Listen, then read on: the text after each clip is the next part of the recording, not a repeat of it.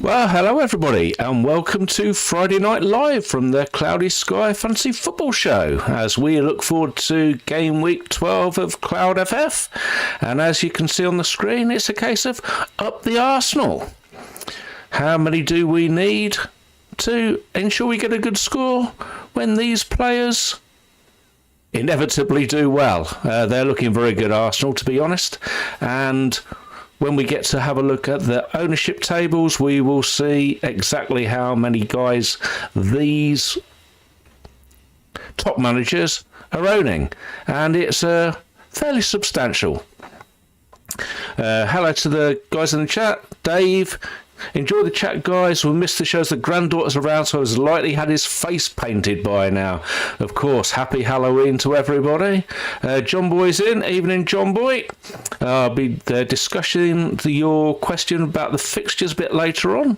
And Sparta's in as well. Evening.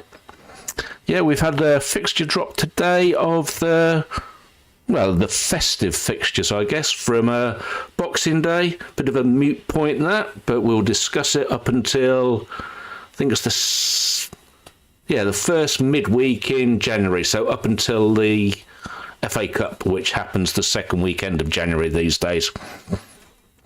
So I'll have a look at the team, and as you can see from the rank on the screen, dropped about 10% last week. Wasn't a great day.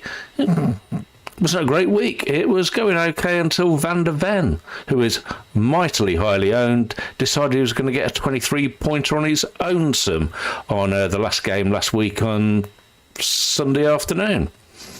We'll have a look at the match centres to see who scored the points. We're going to have a look at the Cloudy Sky Mini League, and I'm going to have a look at a team that the highest ranked team in that league that's open.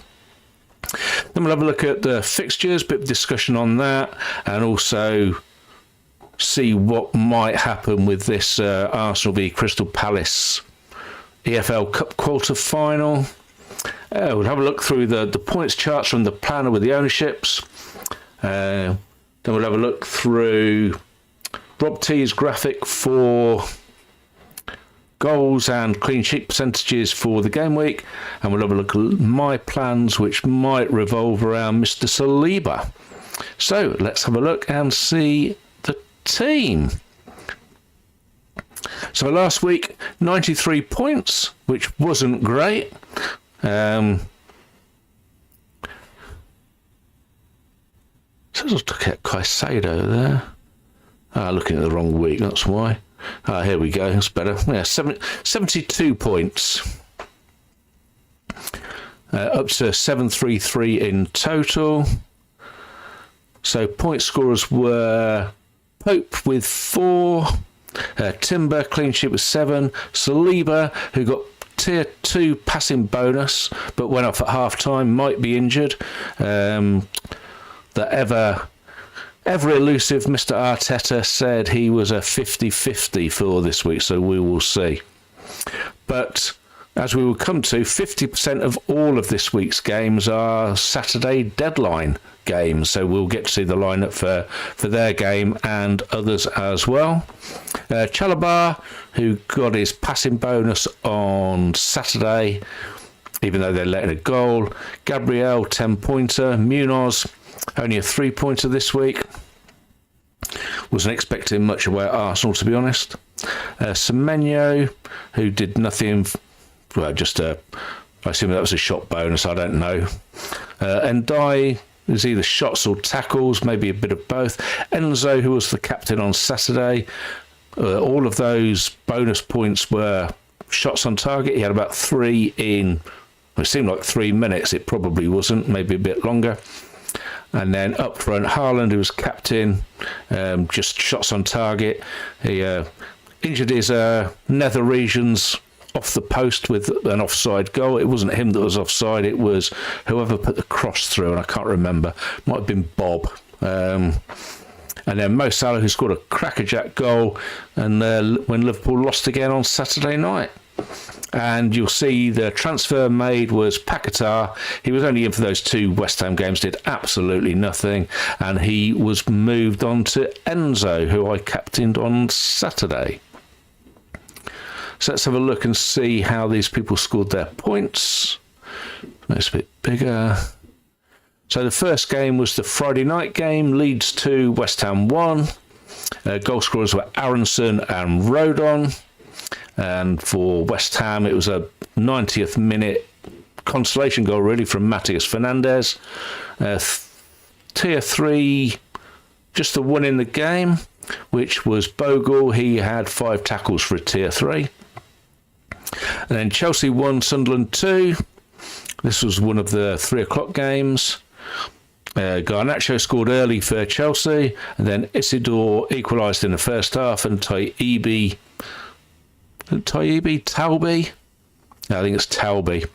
He scored the winner in added time. Tier 3s for Achiampong, Chalobah, James with the passes, Fernandes, as previously discussed, with the shots, and Ruffs, who is doing very, very well indeed with the saves for Sunderland. Newcastle 2, Fulham 1.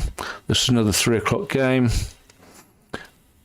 Goal scorers for Newcastle were Murphy and Bruno G, who we all remember from, was it Easter Sunday 2 or 3 years ago? He scored a brace. And the Fulham goal was Lukic. Tier 3's Murphy with the shots and Leno with the saves. Tea time game was Manchester United 4, Brighton 2. Goal scorers for Manchester United were Cunha, Casemiro, and a brace from Mbeumo. For Brighton was Welbeck and Costa Lulas. Tier 3s and Mbeumo with the shots, Verbruggen with the saves, Dunk with the passes, and Van Heck with the tackles. Evening game was Brentford 3, Liverpool 2. Goal scorers were Ouattara, Schade and Thiago with a penalty. For Liverpool was Kirkes and Salah's belting goal. Tier 3s, Thiago with the shots. For Liverpool, saves Mamardashvili. And then we had Szoboszlai, Tier 3s with passes, 78, and tackles, 6. He's doing very well for himself, Mr. Szoboszlai. Sunday games, Bournemouth 2, Nottingham Forest 0. No Tier 3s at all. Goal scorers were Tavernier and Krupi. Arsenal 1, Crystal Palace 0. Eze with a goal. Tier 3s, the only one was Gabriel with 82 passes. You can see there, Saliba 70 passes and went off at half time. Aston Villa 1, Manchester City 0. Matty Cash with a goal. Tier 3s were on the City side. Nunes with the passes. What formation were they playing there? So Gvardiol, Diaz, Stones, Nunes. I imagine Nunes must have been tucked in on the right. Maybe Gvardiol pushing forward from the left. Stones only 26 passes in 61 minutes. Okay, all very strange. And Haaland had 3 shots on target. Wolves 2, Burnley 3. Saw highlights of this late in the afternoon. Very entertaining. Goal scorers for Burnley was Fleming with a brace and Foster with the late winner. For Wolves, Strand Larsen and Manetzi, who was set up by Strand Larsen. Tier 3's Dubravka, another one who's doing well with the saves with 5, and Fleming with the shots. And then the late game was Everton 0, Tottenham 3. Goal scorers were Van der Ven with a brace, as previously described, and Papisar with the late third goal. Tier 3's only on the Everton side with Garner, who had 6 tackles. So have a look at the show league table. What can we see on there? We can see the top 12. So we've got Gary Robbins with GA Rovers, 856. Colin Wilson, 821. Duncan Bailey, 815. Tom, 783. Johnny Curry, doing very well. He was a winner of Telegraph last year, and I think he won Ultimate Manager, the game that Paul McAnulty and Andrew Ferguson do, based on Telegraph, FPL, and Dream Team. Martin Brown sharing the same score, 780. Graham Pleavin, 778. Dean Hicks, old Sky manager who's always up at the top. Same team name as he always had, I think. We Go Again, 777. Gary Crocker, 774. Jason Manners, 768. And then we see Joseph Corley with Amusing Name as his team name, 764. And Daniel Callum Lamb, 763. We're going to have a look at Joseph's team. It's the highest open team in this league.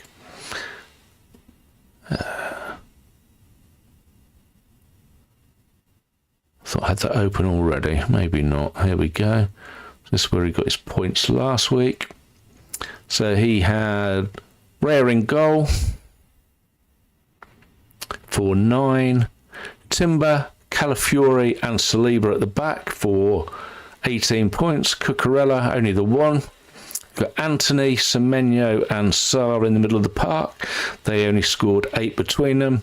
Then up front he has Gyökeres, Salah and Haaland. And he took out Bowen last week for 12 points. I wonder if we can see who he brought in. So yeah, must have straight to Gyökeres by the looks of it this week. So he's had Gyökeres in as his transfer for 2-pointer. So see there, 4 Arsenal in defence and another one up front. A bit of a theme that we've sort of noticed. Arsenal doing very, very well in this game. The defenders keeping clean sheets. Often some kind of tier point, especially for the central defenders. The fullbacks have had goal involvements, tackles. Raya, obviously the keepers in this get 7 points for 7 points to the clean sheet instead of just 5 that the defenders get. Yeah, so it's going very, very well for him. Hopefully I can push up in this league. I think I'm in about 30th, which, considering the calibre of the manager in it, is probably not too bad, but hopefully aim to push on a bit moving forwards.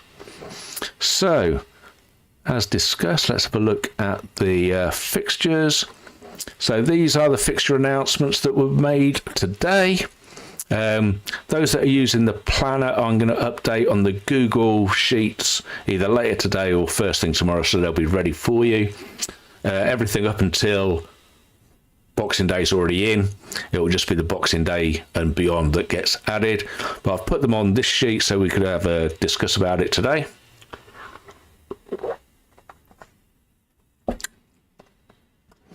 I've just read Matty's comment in the chat.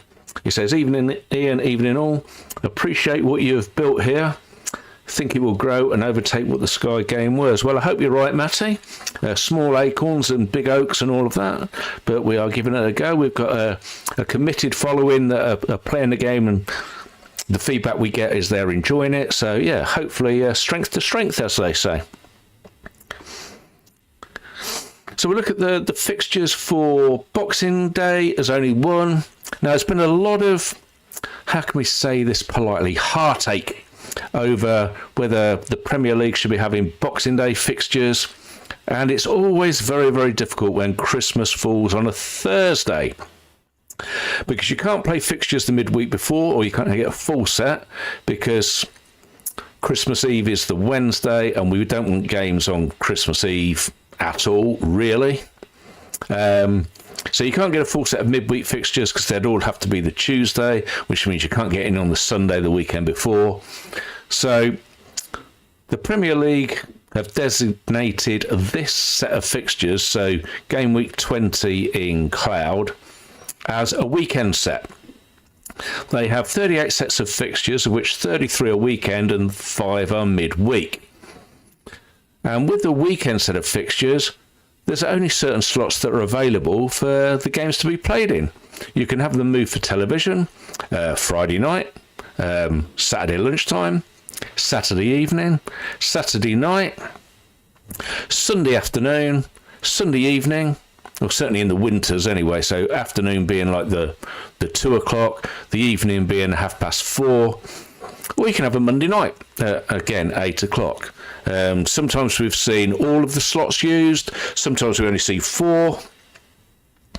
And with this set of fixtures, it was no surprise to me to see just one game brought forward to Boxing Day.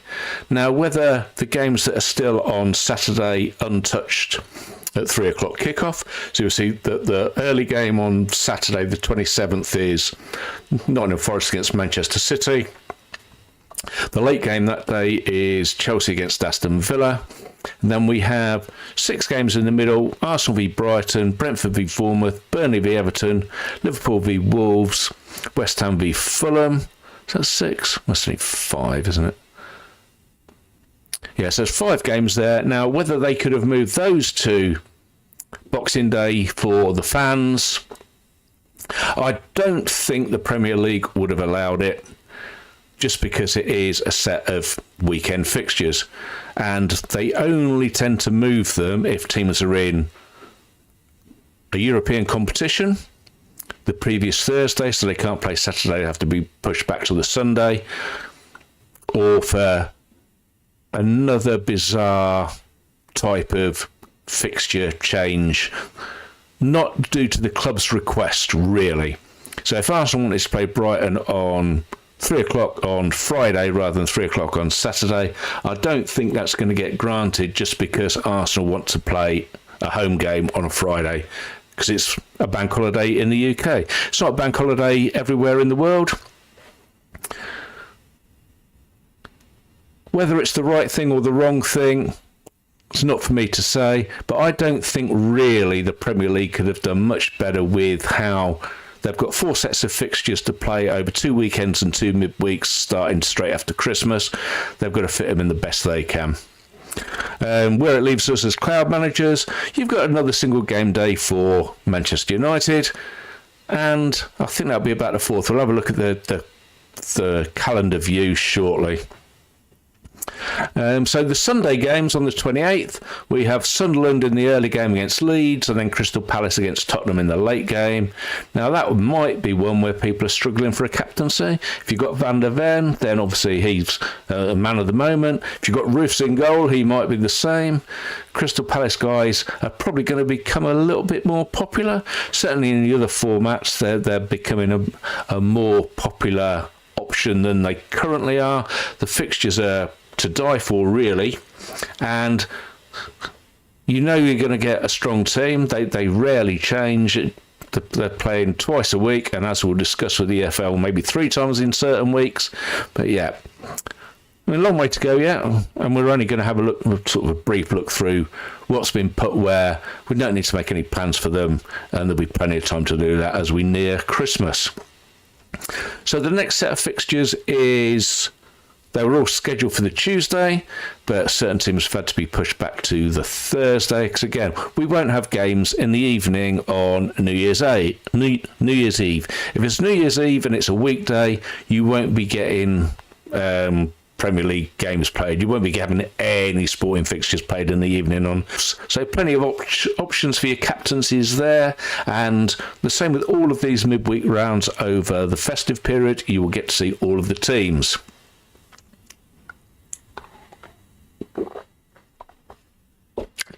Apart from on New Year's Day, because there's 4 fixtures there.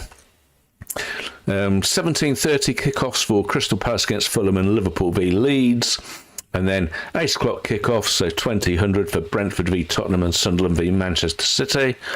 I'll be very surprised if Mr. Haaland isn't a very popular captain that day. And we move to the next weekend, which is Saturday 3rd of January. Early kick-off is Aston Villa against Nottingham Forest. 2-3 o'clocks, Brighton against Burnley and Wolves against West Ham. And then the evening game is Bournemouth against Arsenal. I imagine Arsenal players will be fairly popular for captaincy that day.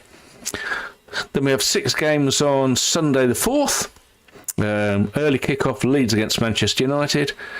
TV actually wanted that game to be at 7 o'clock on the Sunday.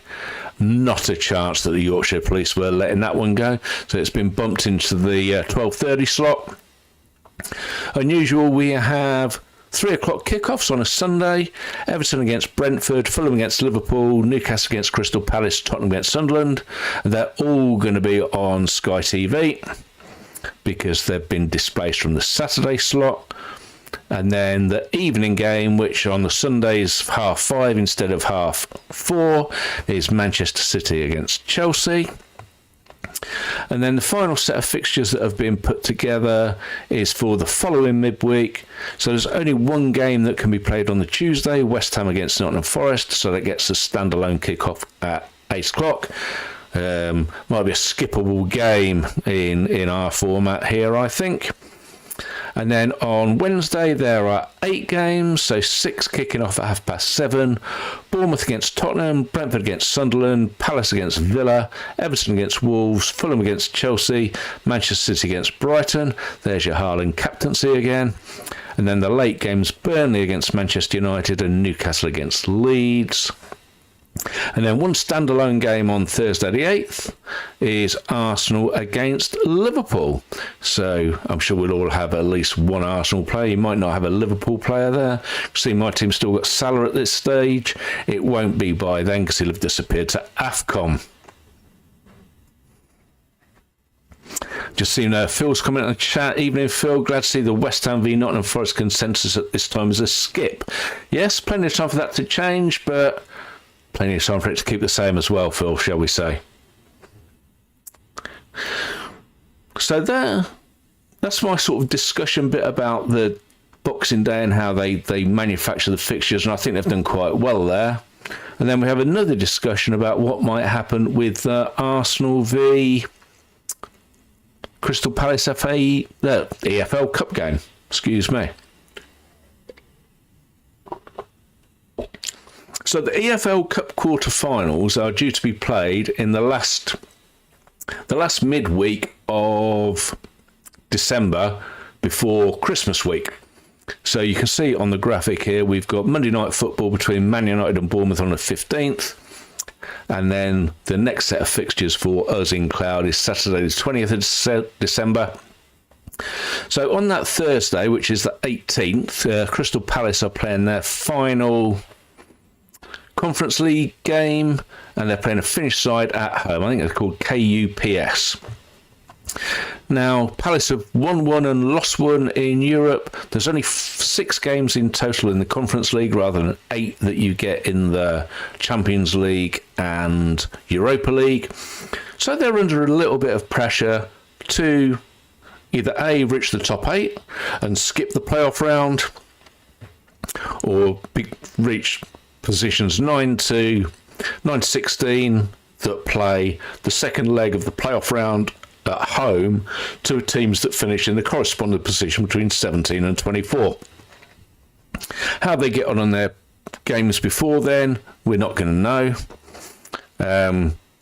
Whether they need to play a strong side on that final Conference League game to get the position they want, we don't know at this stage. But the other thing that's going to get in the way is the EFL Cup quarter-finals, of which Palace qualified through beating Liverpool 3-0 at Anfield on Wednesday, is that they're also due to be played in that midweek. And they'll be played on the Tuesday, which is the 16th, or Wednesday, the 17th. And Palace have been drawn to play at Arsenal. So what's going to happen? Palace and Arsenal both play in the Premier League the previous weekend. You can see that Arsenal play Wolves at 8 o'clock on Saturday the 13th. Palace play Man City at 2 o'clock on Sunday the 14th. Then the following weekend, Everton v Arsenal and Leeds v Palace, both scheduled for 2 o'clock kickoffs on the Sunday. Everton v Arsenal has been picked by Sky Television, and Leeds v Palace, again, defaulted to 2 p.m. on the Sunday due to Palace playing in the Conference League on the Thursday. It's already been moved. And again, that will be picked up by Sky Television, both at the same time. So what happens to the Arsenal v Crystal Palace EFL Cup game? Well, I can't see the Premier League are going to be moving any games from that Sunday the 21st. They've already announced the games. Fans will already have made travel arrangements. TV have already got their games set. There won't be another one that can be shifted in place. So I don't think anything's going to move from Sunday the 21st. Because I've seen people say, well, if you move Everton, Arsenal to Thursday the 18th, the same time that Palace are playing KUPS in the Conference League, then you can play Arsenal v Palace in the EFL Cup on Sunday the 21st, and we can bump Leeds v Crystal Palace into an unknown midweek in January when neither have a game. But that's not going to happen. The EFL Cup is quite rightly fourth in the agenda for English football, really. Well, certainly for the Premier League. The Premier League have their games first. They have their European games probably second. The FA Cup is third and the EFL Cup is fourth. And it's going to have to fit in. Quite why the EFL Cup quarterfinals are played in that midweek is a different matter. If I had my way, I would swap them with the first midweek in December, which is also a Premier League round. I would play the EFL Cup quarterfinals in the first midweek of December. I'd have a Premier League round in the last midweek in December. And for the team that's in the Conference League, I would make sure that they're not playing another European side in that round of fixtures, and I would automatically move it to the Tuesday when there's European fixtures on the 8th round for the Champions League and the European sides. The Champions League sides all play on the Wednesday at 8 o'clock. The Europa League sides all play on the Thursday at 8 o'clock. So I would default that game. It'll be Palace this year, whoever it might be next year, against a non-European qualified side, and they can play on the Tuesday of that week. Might seem a little bit convoluted, but it does mean that we don't get the current option, which seems to be likely, of Palace playing Thursday in the Conference League, Sunday in the Premier League, Tuesday in the EFL Cup, Thursday in the Conference League, and then Sunday in the Premier League. I don't think it's fair on Palace, and I don't think it's fair on those sides they're going to play against. If you look, on the 14th they're playing against Manchester City, and on the 21st they're playing against Leeds. If Arsenal are playing Crystal Palace on Tuesday the 16th, if Crystal Palace say, oh, we're going to take that game seriously, which means we're going to play a very weak side against Manchester City on the 14th. Are Arsenal going to be happy with that if Manchester City turn up at what's been a difficult ground for teams to play against? I don't think they're going to be happy if Palace say, well, we're going to just play the reserves against Man City. We're going to play a strong side against you, Arsenal, on the Tuesday. We've already qualified in the Conference League, so we're going to play our weaker side again on that Thursday, and then we'll be back to play a strong side against Leeds on the following Sunday. I don't think that go down very well at all, but I think that is what is going to happen. I don't think they're going to... They could move the game to the 23rd, which is a Tuesday. Again, as we discussed, they're not going to play games on the 24th, Christmas Eve. So Everton and Arsenal and Leeds v Palace are already set to 2 o'clock on Sunday. Would it be fair for both of them to play on Tuesday the 23rd, say an 8 o'clock kickoff? It'd probably be fair, but I don't think that's what's going to happen. Then the EFL are going to have to understand their sort of point in the positioning, and they're going to have to tell Palace, you play on the Tuesday, and then it's up to you what you do with your team on the Thursday in the Conference League. The same thing happened, I think, 4 years ago now, when Liverpool were playing Aston Villa in the same round of the EFL Cup. They had to play, I think it was on the Tuesday. they sent just a load of kids, got absolutely walloped 5-0. Because the following Wednesday, they were playing a semi-final of the World Club Cup in Qatar.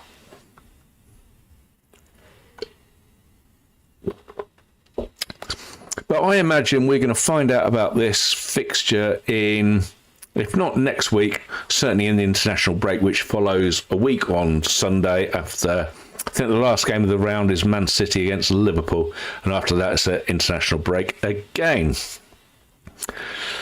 So let's have a look at some points, see how guys have been doing. This is the top 25. And a thing to note here, 4 of the top 8 in this points chart are Arsenal players. We have Haaland at the top, Semenyo slipping away a bit in second place, Timber close behind now with 70 points in third, and Gabriel 69 right behind him.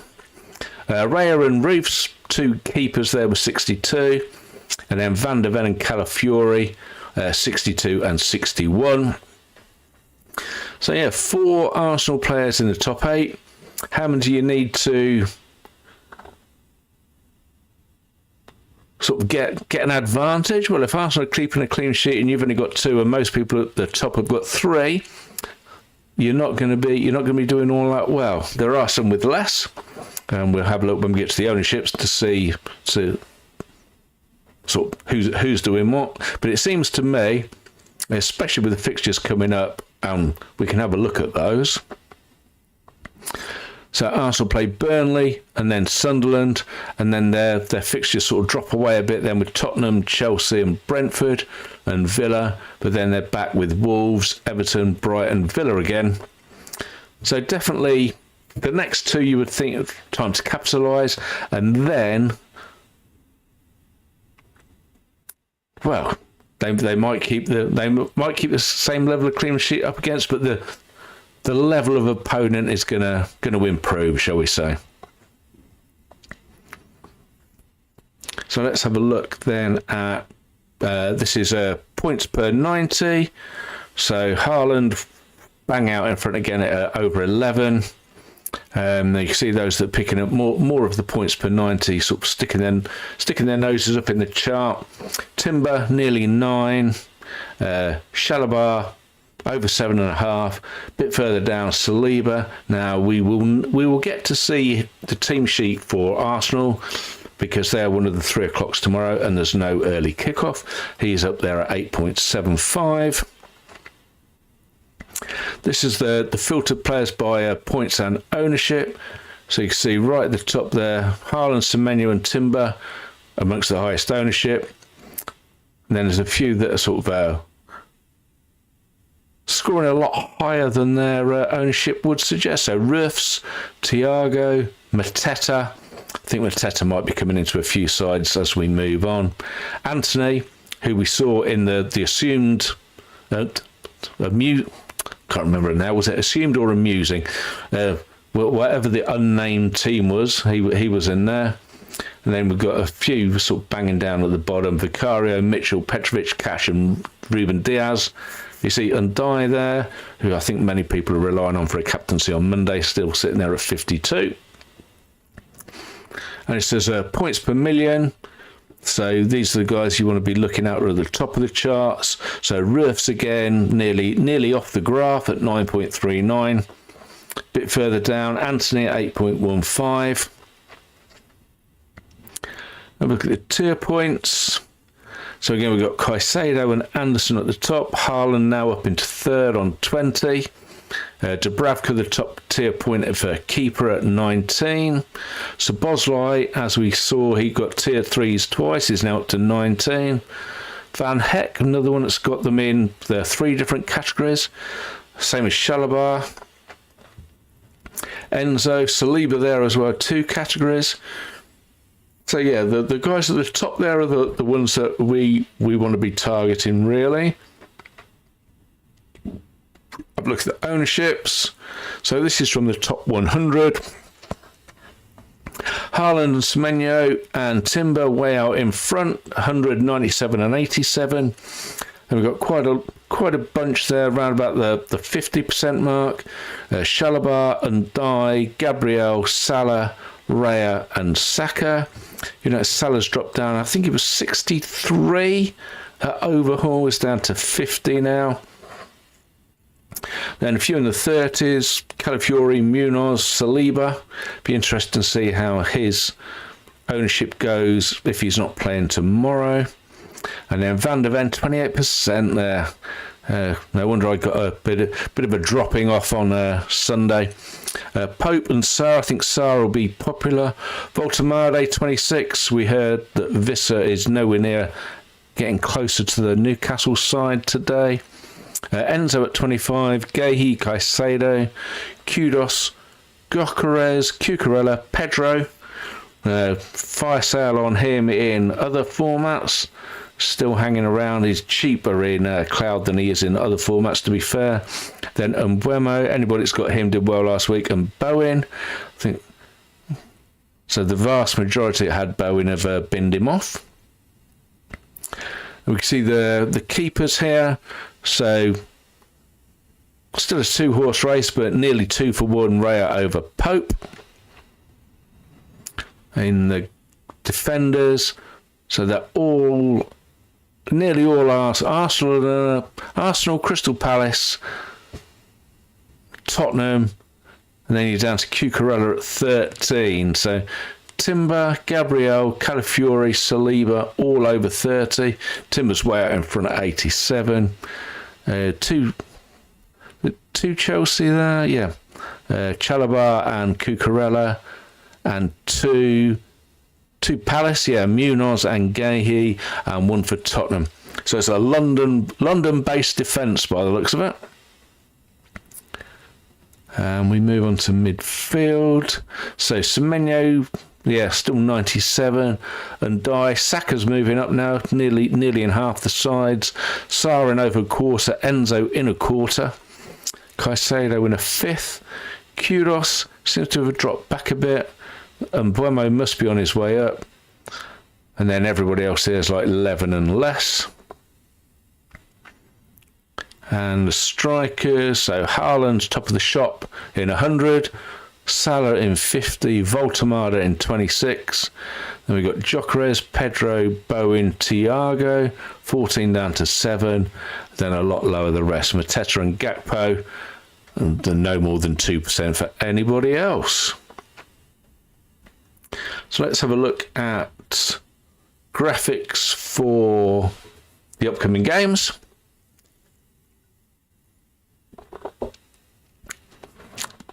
So first up, Burnley against Arsenal. So Burnley expecting to score just over half a goal, Arsenal 2 and a bit. Clean sheets, 11% for Burnley and 52% for Arsenal.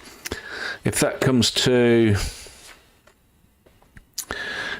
fruition, those that have got the Arsenal sort of back 3, back 4, back 5 are going to be moving up again, and that's the highest by a distance, isn't it? 52.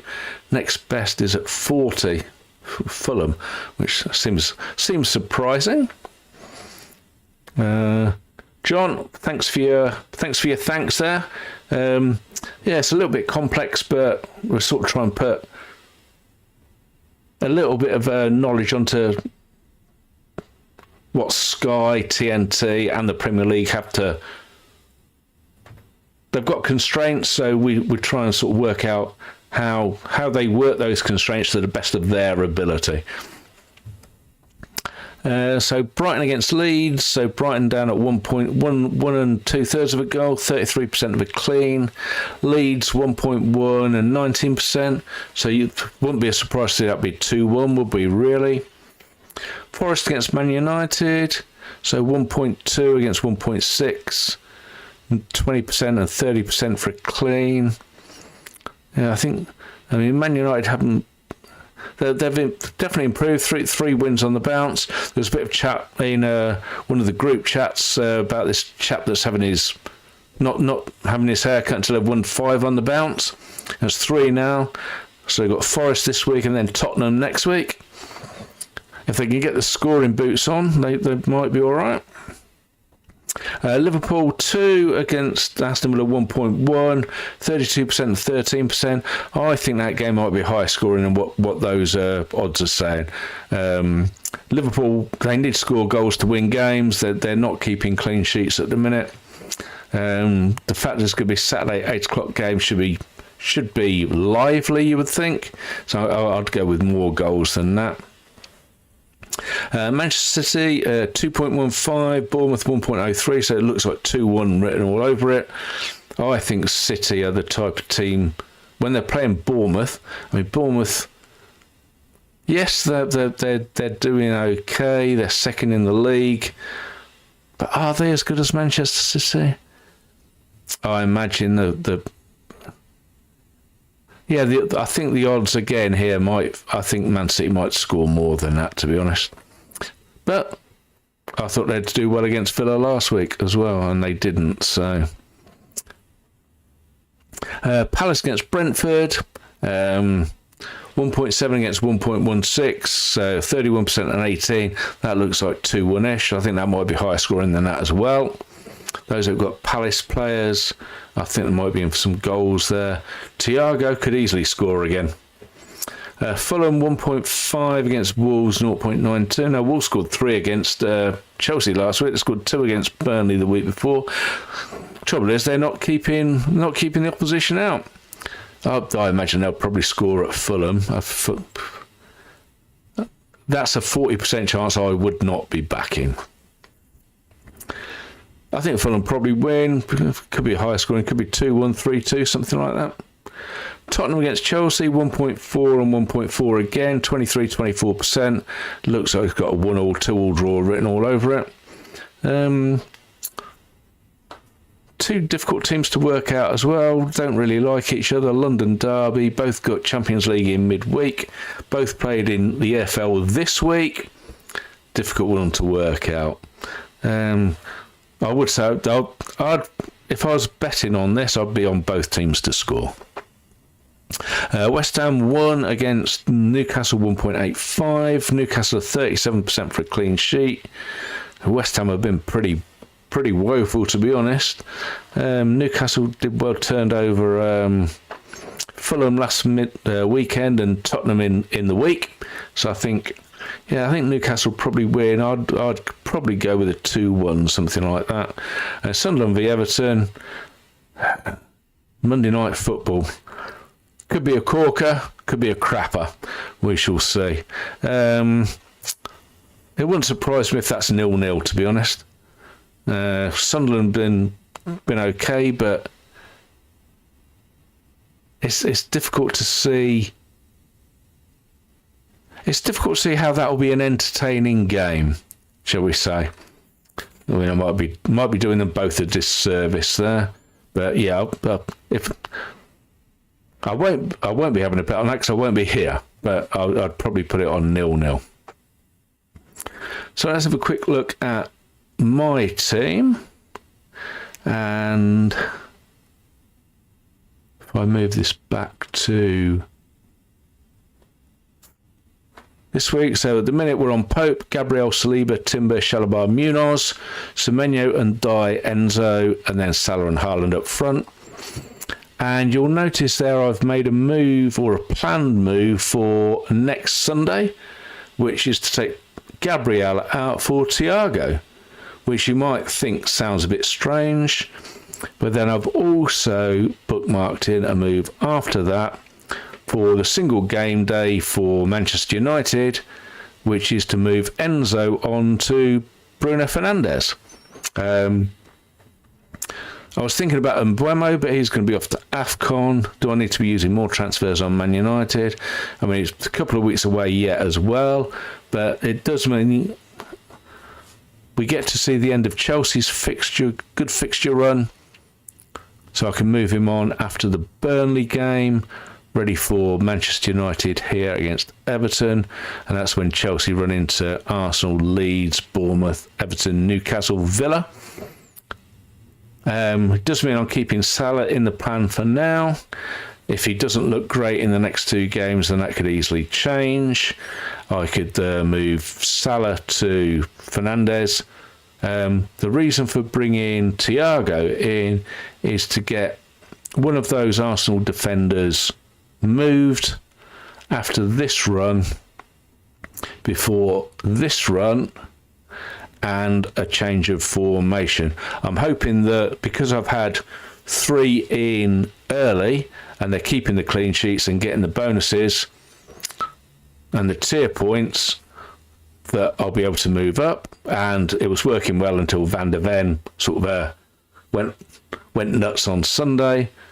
But with Saliba now a doubt for this weekend, if we just move this back to Saturday, you can see here we have Crystal Palace v Brentford and Burnley v Arsenal, a sort of deadline games on Saturday. It's a 3 o'clock deadline because there's no early game.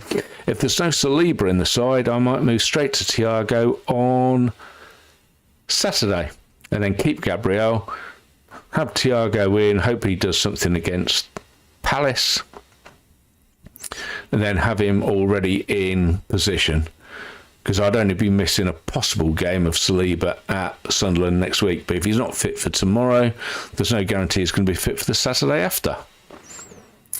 So, yeah, that's what I'm looking at. We shall make decisions sort of tomorrow when the deadline's up. So, that's where we stand as we enter game week 12 of Cloud Fantasy Football. Thanks very much for watching, everybody. If you've enjoyed the video, please leave it a like. If you want to subscribe to the channel, please do. If you want to use the transfer planners, that the Excel sheets that have gone through some of the stuff on the graphics are from, you'll find that over on patreon.com/Cloudy Sky Fantasy Football Show. And in the meantime, enjoy the football tomorrow. Enjoy your Halloween parties. Anybody's going out tonight. There's also the Six Nations. The Autumn International start tomorrow with the rugby. England playing Australia. And they're also playing Australia in the Rugby League as well, which is the reason why the Liverpool v Aston Villa game is a late kick-off tomorrow, because England v Australia in the Rugby League is being played at the Hilly Dicky in Everton's ground, and they're playing I think 2 o'clock or 2:30, so the police wouldn't have an early kick-off for the football and sort of an afternoon kick-off for the rugby. All right, cheers everybody, we'll see you again soon. Take care.